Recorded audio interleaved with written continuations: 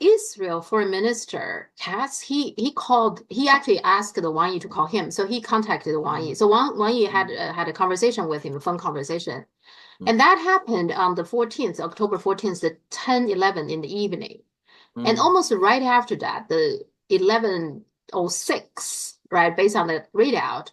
So Wang Yi called the Iranian foreign minister, Arachi, I think that's his name. So clearly, Israel is asking China to pass along some message. Is that how you interpret it? What message does Israel want China to pass along?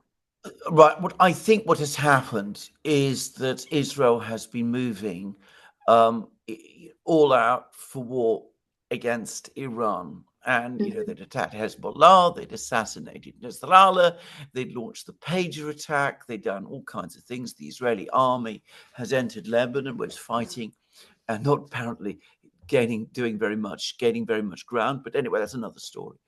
And then what happened, even as the euphoria and, the confidence was bubbling up to the surface, what then happened is that Iran launched its missile strike.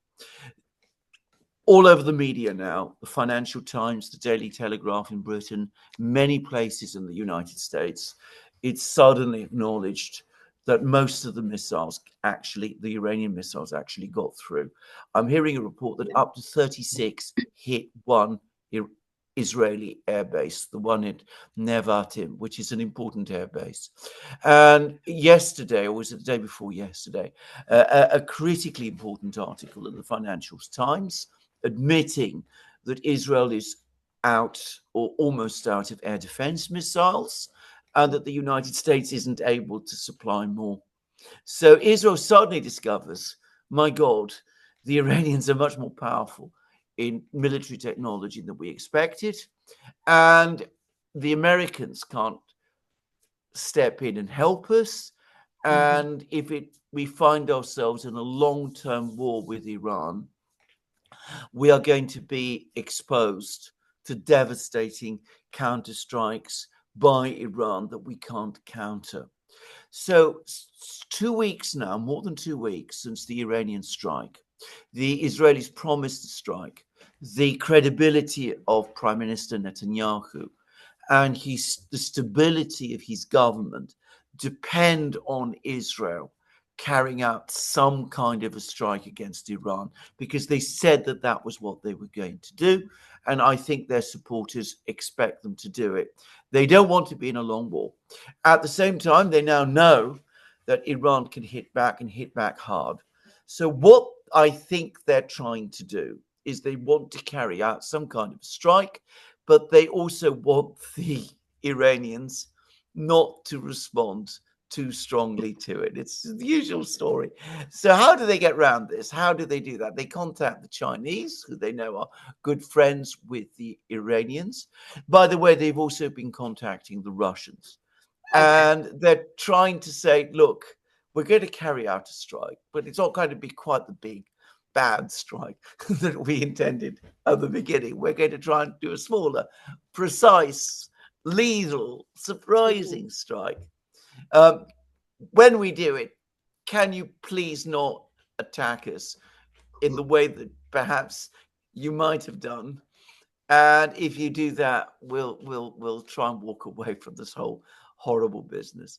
I think that is what is going on. I think that is what the Americans and the Israelis are trying to convey to the Iranians. Now, whether the Iranians are going to listen is, of course, another matter. Whether the Chinese or the Russians are impressed, I think, is another matter again. But anyway, I think that is what the Israelis are trying to say. Well, but I guess the reason they contacted both China and Russia is because they want to convince the Iranian, right? Because they don't believe only the U.S. pass along the information, the Iranian will buy them. Is that why? Because in the past, I thought, right? Go ahead. No, you're completely right. I mean, the Americans have been passing information backwards and forwards between Iran and Israel, and they've been doing it through the Iranian embassy in Qatar. Qatar has been acting as the sort of, conveyor of all of this. But you're absolutely right. American credibility with Iran has completely collapsed. The Iranian president, who spoke to, of all people, Macron, he said this very straightforwardly. Look, when the Hamas chief, Haniyeh, was assassinated in Tehran, on the very same day that I was inaugurated president of Iran, we were going to strike back. But then the Americans came, and the Europeans too, and they came and told us, no, don't strike at Israel, because we are going to negotiate a ceasefire in Gaza. And if you strike at Israel, that will prevent that ceasefire from being agreed. So don't do that. Hold back. And the Iranians talked about it with themselves, and they decided that that was what they were going to do. And instead of there being a ceasefire in Gaza, what they got was the pager attack, the attacks on Hezbollah, the advance into southern Lebanon, the assassination of Nasrallah. So, of course, they don't believe. And, you know, this is actually there. It's in the Iranian readout of the conversation with Macron. The Israelis don't believe what the Americans are telling them anymore, or the Europeans are telling them anymore.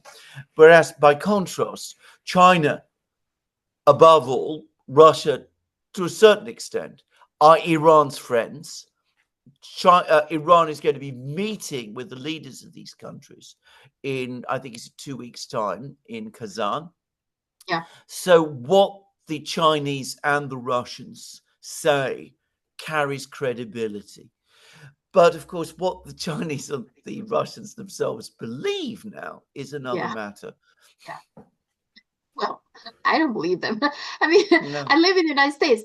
What Biden just, I mean, they just reported that saying Blinken and I think somebody else, they jointly said that, okay, Israel, you need to give a humanitarian, get that humanitarian aid into Gaza within 30 days. Otherwise, after 30 days, we're going to have some kind of weapon embargo or something. Nobody believes it. No, I don't believe it. No. I mean, it's absolute nonsense. I mean, it's absolutely ridiculous when they say things like that. I mean, you just know that they're talking nonsense and that they don't even believe it themselves. I mean, they're lying again. They're always lying. And when you lie all the time, in the end, nobody believes anything you say. I think Austin is and Blinken. Do you think they said that now 30 days notice 30 days is after the election? So they're trying they're still trying to get some Arab votes. Is that what they're doing this and making that okay without promising without needing to deliver, because then it will be after the election. That's what they're doing. Is that right? That's exactly right. The trouble is, I don't think those Arab voters in Michigan and elsewhere believe them either anymore. Yeah, I think so too. Yeah. And also, I always want to ask you this question. Well, there's so many conflicts going on, right? Including what's going on in Ukraine. And clearly, to me, it's like a war everywhere. But when I look at it, none of them really declared war. So why is that? Even in Ukraine, it's called a special military operation, right? And in Gaza, it's either fighting terrorists or defend yourself, what have you.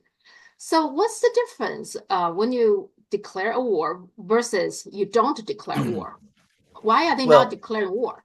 Well, that is an excellent question. It's one I get asked all the time, by the way, by lots of people. It's a very good one. Basically, the concept of the declaration of war basically ended with the Second World War, because in theory, the only party that is legally entitled to declare war on behalf of any state is the Security Council of the United Nations. If you go to Chapter 7, it is the United Nations, the Security Council, that has the sole right to take that kind of action. That was the idea that all the great powers agreed to at the end of the Second World War. Now, what the UN Charter also says is that any country can take action to defend itself in its own self-defense until the Security Council takes action.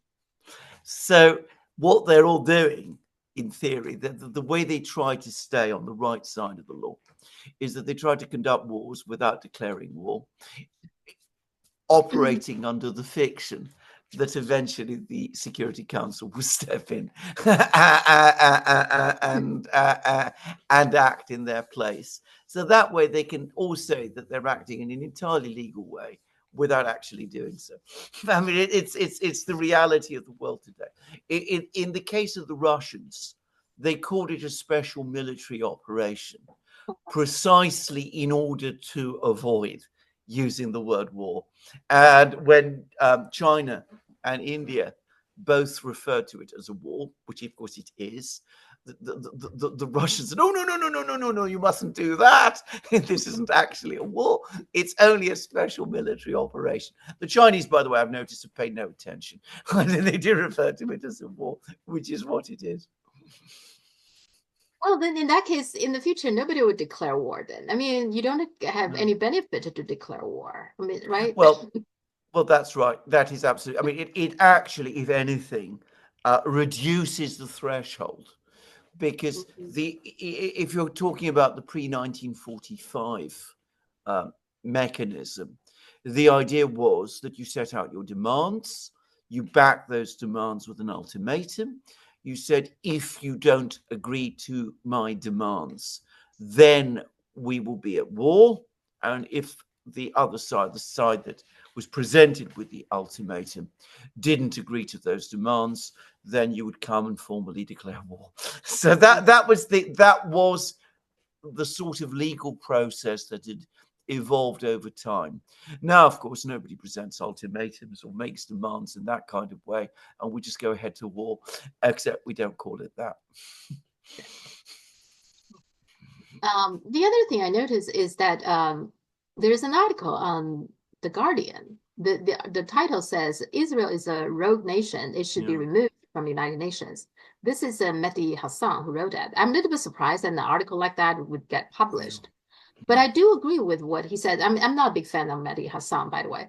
But anyway, I do agree with some of the things he said. That he said that Israel's attack on the UN personnel is unprecedented. I do notice that too, including just recently they attacked the Lebanon UN peacekeeping forces.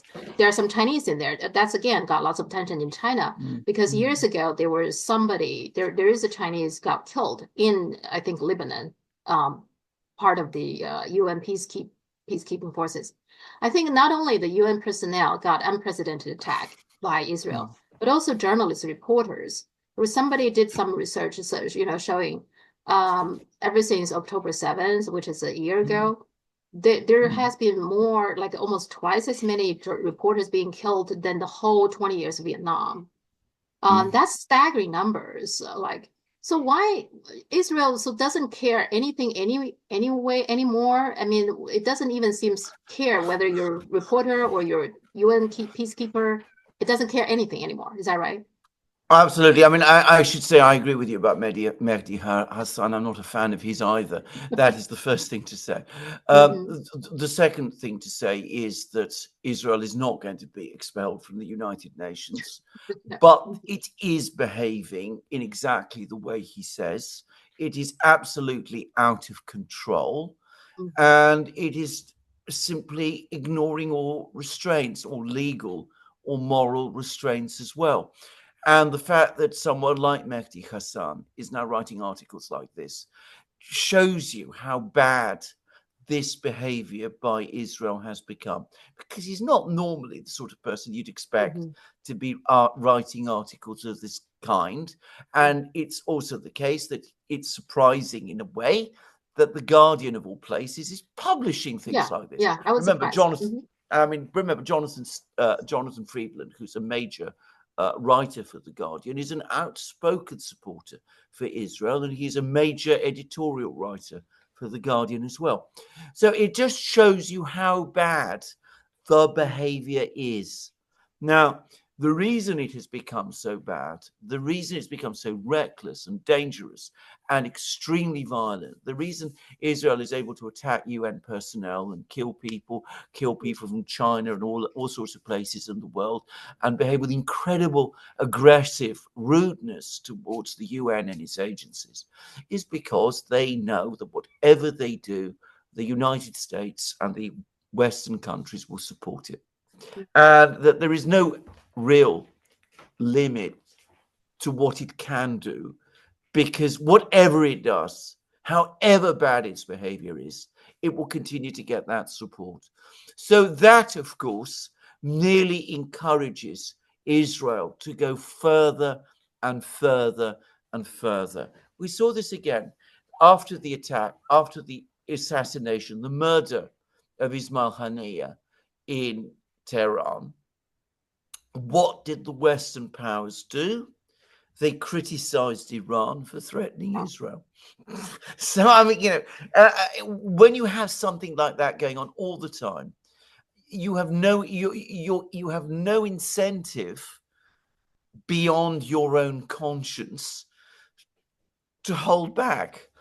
And of course, if you start committing crimes, then of course your conscience gradually shrivels, and you have to just keep going, because that is the nature of crime. Once you've started on that course, the compulsion is always to continue and to do it even more and to go in deeper.